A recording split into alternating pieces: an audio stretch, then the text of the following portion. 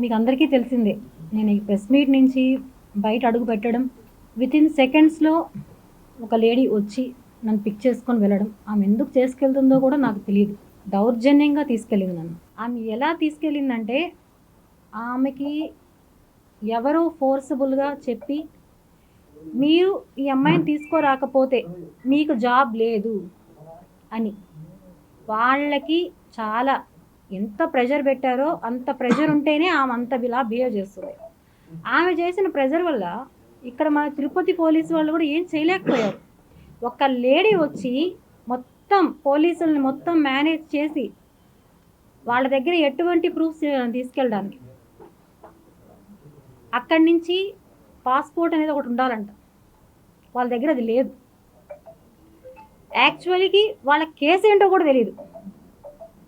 వాళ్ళు నేను అడుగుతున్నాను అక్కడికి వెళ్ళి, అసలు కేసు ఏంటని అడుగుతుంటే క్రిప్టో అంటున్నాడు అతను వచ్చిన అబ్బాయి.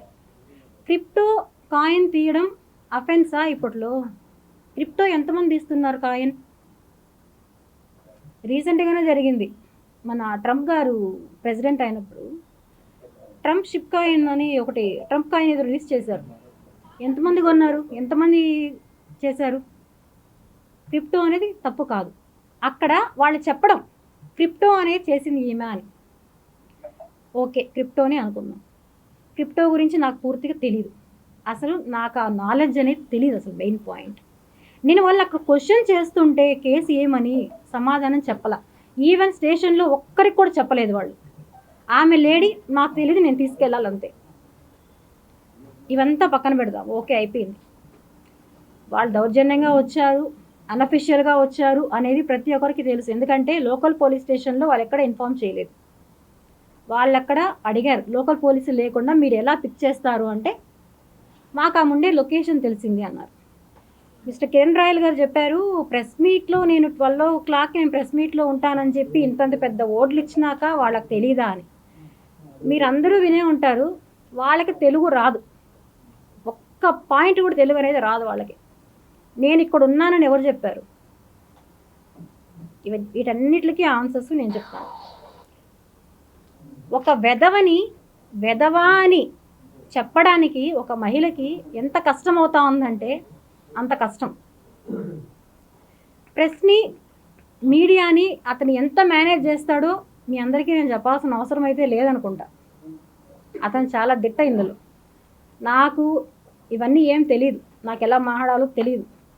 నాకు ఈ ప్రెస్సులు కానీ అతను చెప్పినట్టు పొలిటికల్ కానీ నాకు ఎటువంటిది లేదు. నేను ఫైట్ చేస్తానని నా డబ్బుల కోసం, నాకు జరిగిన అన్యాయం కోసం నేను వచ్చా.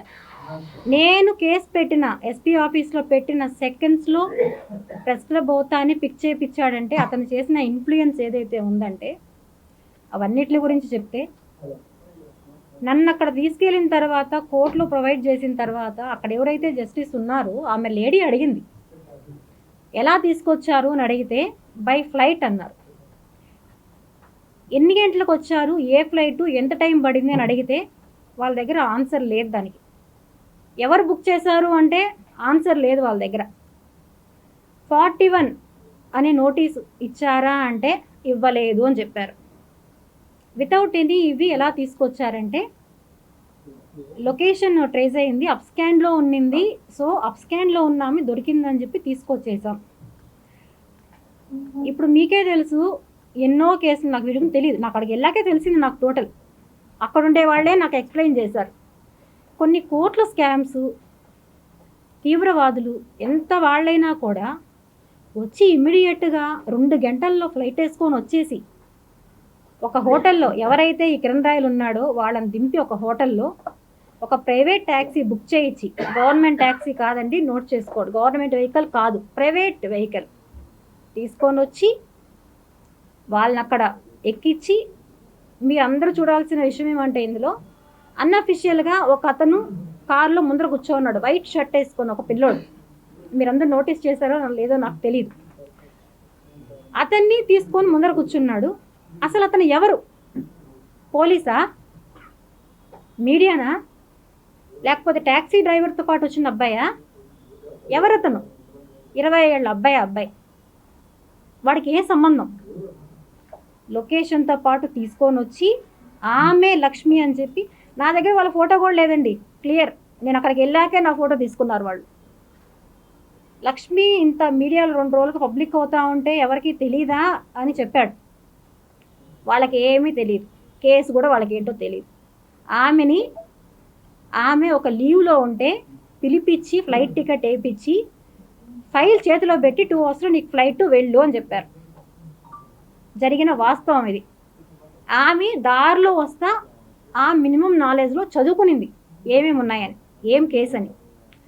అందులో ఈ పాస్పోర్ట్ ఏదైతే ఉందో దాని గురించి కానీ ఇంకా ఉన్నాయో ఆమె ఏమీ చూసుకోలేదు అసలు. ఓకే, అన్నీ అయ్యాయి. నేను ఇక్కడ ఒకటే అడుగుతున్నానండి. ఇప్పుడు నేను ఒక జస్టిస్, ఒక న్యాయవాది ఏమిచ్చారు, నాతో పాటు నా బాబుని తీసుకోమోయేదానికి పర్మిషన్ ఇచ్చారు. ఎందుకంటే నాకు థ్రెట్ ఉందని, నా హెల్త్ ఇష్యూ అని. ఇది అందరికీ తెలుసో లేదో నాకు తెలియదు. ఆయన వాళ్ళకే చెప్పాడు, రాసిచ్చారో లేదో నాకు ఐడియా లేదు, ఇచ్చారా కదా, ఓకే. మొత్తం ఆయన క్లియర్గా చెప్పారు. వాళ్ళు తీసుకెళ్తామని చెప్పి నాతో పాటే మా బాబు వచ్చాడండి, తీసుకొచ్చారు చెన్నై దాకా. చెన్నై ఎయిర్పోర్ట్లో ఏదైతే ఉందో బాబుని బయట పెట్టి టికెట్ తీసుకొని వస్తాము ఉండు అని చెప్పి ఇమ్మీడియట్గా నన్ను లోపలికి తీసుకెళ్ళిపోయారు వాళ్ళు. మా బాబుని అక్కడ నిర్దాక్షిణ్యంగా వదిలేసి తీసుకెళ్తామని చెప్పారు. అక్కడ జడ్జి గారు చెప్పారు తీసుకెళ్ళండి బాబుని వాళ్ళ మదర్తో అని ఆయన పర్మిషన్ ఇచ్చాక. అంటే వీళ్ళు నన్ను కిడ్నాప్ చేస్తున్నారా, ఇంకేమన్నా చేయాలనుకున్నారా? ఏం జరిగింది ఇక్కడ? ఆ వైట్ షర్ట్ పిల్లోడు ఎవరు? టికెట్ తీసుకొస్తానని చెప్పి మా బాబుని వదిలేసి వెళ్ళిన వాళ్ళు ఎందుకని వెళ్ళారు?